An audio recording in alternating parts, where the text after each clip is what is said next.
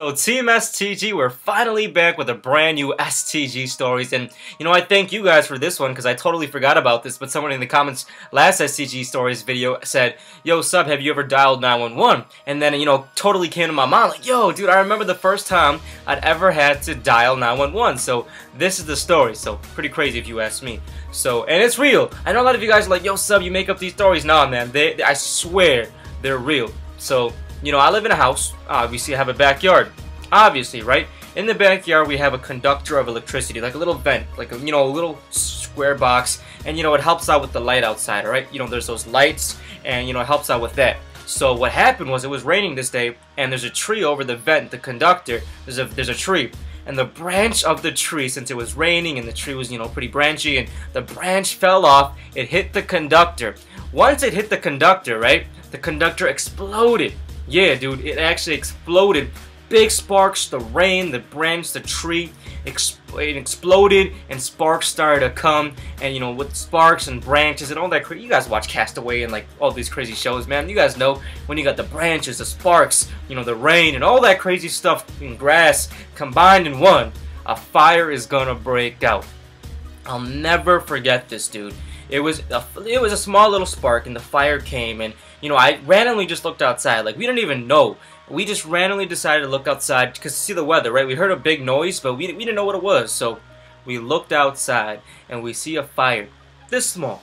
This is how small the fire was. But it was, since the spark, I mean, that conductor, is responsible for so many lights outside, bro. So many lights and so many electricity circuits and crap that the fire just started off like this, and it just got bigger and bigger and bigger and bigger.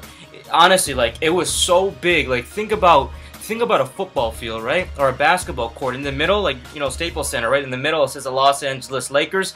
That's how big that circle was. It just started getting bigger and bigger. And we're just looking at it like, what the heck is going on? So, eventually, we knew this thing was gonna, maybe hit the house. So what I had to do is call 911. We call 911, like, "Yo, we have a big time fire at our house. Please come immediately." They said, "We're coming right now." And, they were rushing. I mean, thank God, we're so lucky. The fire department lives, like, legit 2 minutes from our house. So we could already hear the sirens from 2 minutes away because they left immediately, dude. Because, dude, that's not a big deal because, we're connected to 2 other houses. So, their houses are in jeopardy. Our house is in jeopardy. The third house is in jeopardy. So we're tweaking out. We have no idea what to do. And the craziest thing happens, man. I'll never forget this.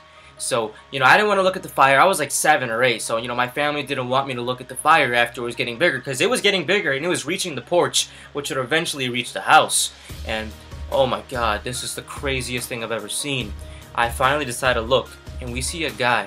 We see a man by the fire. He's like, a foot away from the fire. He takes the hose by our house. We have a hose outside in the backyard. And he connects it to the thing, and then he starts watering the fire, dude. He starts watering the fire all by himself, and I honestly think he did. He watered the entire fire. You know how dangerous that is? This dude legit got rid of all the fire just by the hose, and of course, it's, dude, the guts you need to do something like that. He knew that this is gonna hit the house.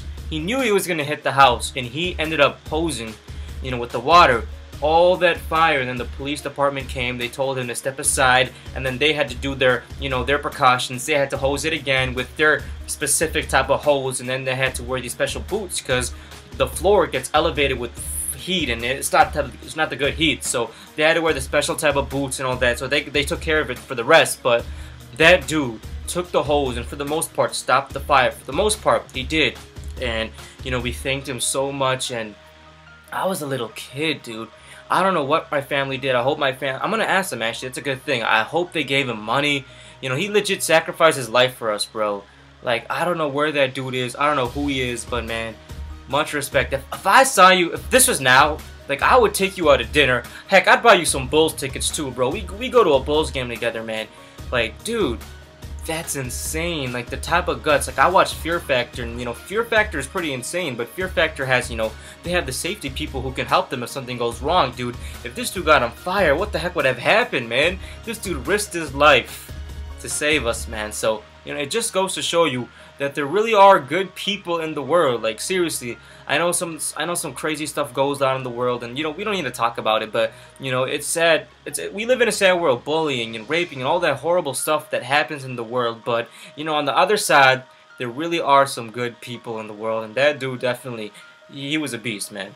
He was a straight up beast. So that is the first time I called 911. In the comments down below, I want to ask you guys, have you guys ever called 911? And if so, for what? I really want to read these comments, man. Let me know in the comments down below. Like always, I hope you guys enjoyed. Thumbs up if you guys did. Much respect to that one dude. Peace.